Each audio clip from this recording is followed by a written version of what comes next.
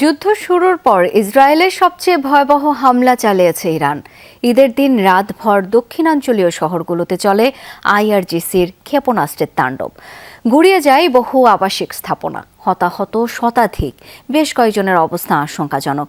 এর আগে ইরানের নাতানজ পরমাণু কেন্দ্রে হামলা চালায় যুক্তরাষ্ট্র ইসরায়েল যৌথ বাহিনী।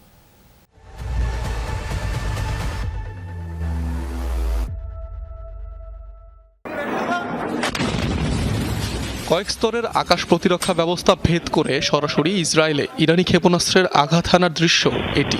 মুহূর্তেই অগ্নিগর্ভ হয়ে ওঠে পুরো এলাকা।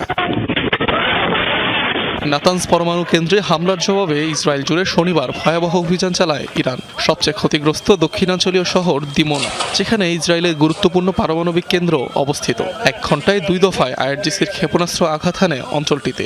হামলায় আহত অর্ধশতাধিক মানুষ। আমি বাসিন্দাদের শক্তি ও ভরসা যোগাতে এসেছি। তারা যতই আমাদের ক্ষতি করার চেষ্টা করুক না কেন, ইসরায়েলের নাগরিকরা অনেক দৃঢ়। এটা একটা যুদ্ধ, বিজয় অর্জনের জন্য আমাদের হামলা চালিয়ে যেতে হবে।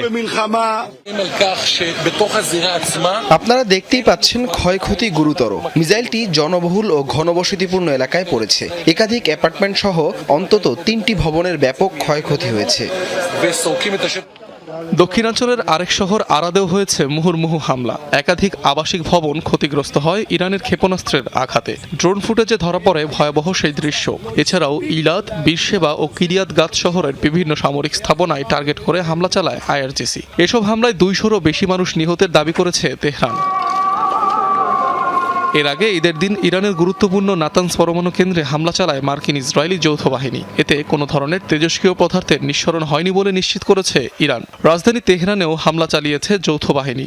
শহরটির পূর্ব ও পশ্চিম অংশ জুড়েও চলে অভিযান। এছাড়াও হামলার শিকার হয়েছে কারাজ ও ইস্পাহান। অনিক রহমান, যমুনা নিউজ।